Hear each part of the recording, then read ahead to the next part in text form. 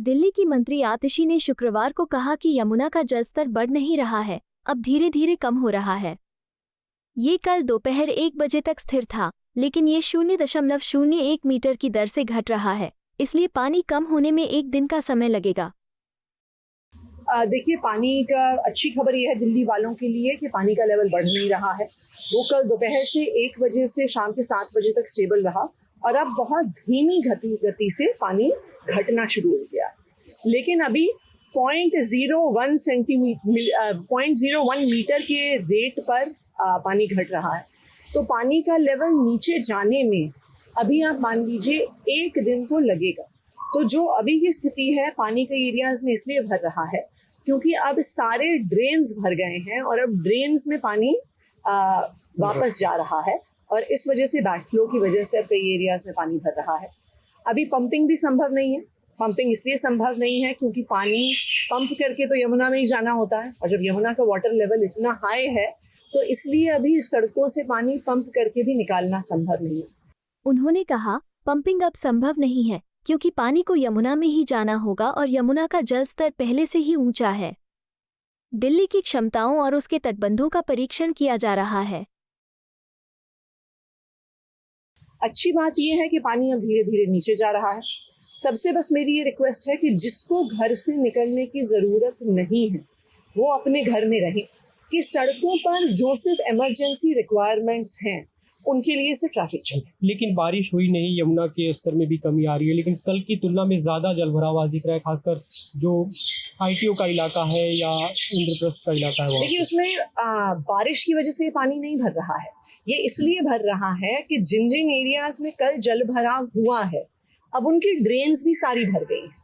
अब ITO से पानी बह के दिल्ली, पुरानी दिल्ली की ड्रेन में जाता है, लेकिन अब लाल किले में और उसके आसपास पूरा पानी भरने की वजह से जो सारी पुरानी दिल्ली की ड्रेन्स हैं वो भर गई। दूसरी बात ये है कि अब आप देखिए, दिल्ली में इस फ्लडिंग की वजह से जो हथनी कुंड से इतना पानी आया है, एक तरह से दिल्ली एक रिजर्वायर बन गई।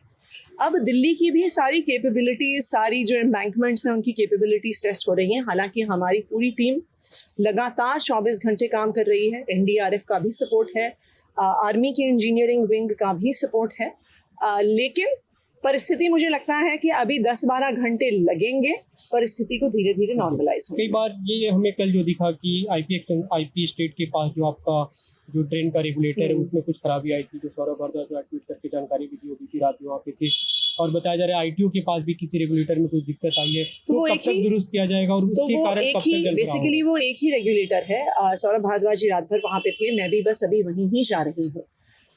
वहाँ पर INFC की टीम, MCD की टीम, PWD की टीम, यहाँ तक कि अब हमारी आर्मी की भी इंजीनियरिंग विंग से बात हो रही है कि उसको तुरंत बंद किया जाए। जैसा मैंने कहा, हर गेट की, हर रेगुलेटर की, हर एम्बैंकमेंट की, बराज की सारी कैपेसिटी अब टेस्ट हो रही है क्योंकि 3 दिन से यमुना में 207-208 फुट का पानी भरा हुआ है।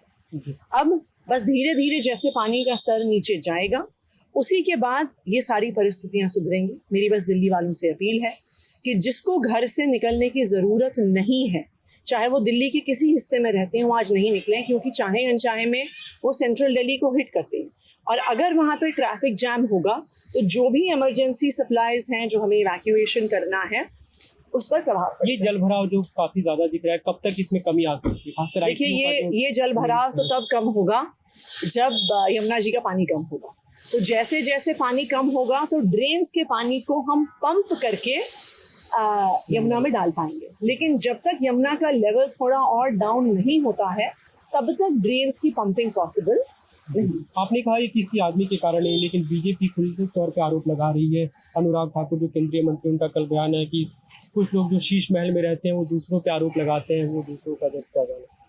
देखिए, सबसे पहले तो बहुत दुख की बात है कि ऐसी आपातकाल स्थिति में भी भारतीय जनता पार्टी को सिर्फ राजनीति करने का समय मिल रहा है। ये समय है सबके साथ काम करने का और मैं इस बात से अचंभित हूँ कि अनुराग ठाकुर जी को लगता है कि अरविंद केजरीवाल जी में इतनी चमत्कारिक क्षमता है कि वो हिमाचल प्रदेश में बारिश करवा सकते हैं, कि वो हरियाणा में बारिश करवा सकते हैं, क्योंकि जो आज दिल्ली में पानी आ रहा है ये दिल्ली में बरसात की वजह से नहीं आ रहा। हम सबको पता है दिल्ली में पिछले 4 दिन से एक बूंद पानी नहीं बरसा है। जो आज सारा पानी दिल्ली में है ये हरियाणा की हथनी कुंड बराज से बहते हुए यमुना में आया है। हम हरियाणा को दोष नहीं दे रहे हैं।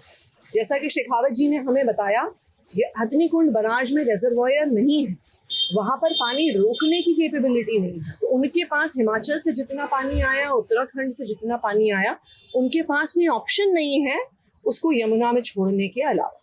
तो अब हथनी कुंड से भी पानी आना कम हो गया है, तो मुझे उम्मीद है कि अगले 12 घंटे में स्थिति सुधरनी चाहिए। अगले 12 घंटे जलभराव वाली स्थिति रहेगी आप? मेरे ख्याल से अगले 12 घंटे में तो रहेगी। अभी सीएम विजिट करने वाले हैं, जो यमुना के पास ड्रेन है, वहाँ क्या कुछ दिक्कतें हैं? देखिए, ये जो ड्रेन है, इसमें जो गेट अभी जिसका काम चल रहा है, वहीं पर सीएम भी जाएंगे, वहीं पर मैं भी जा रही हूँ। वो एक तरह से दिल्ली का सबसे क्रिटिकल पॉइंट हो गया है, जहाँ पे अभी हमने सारी इंजीनियरिंग टीम्स को लगाया हुआ है।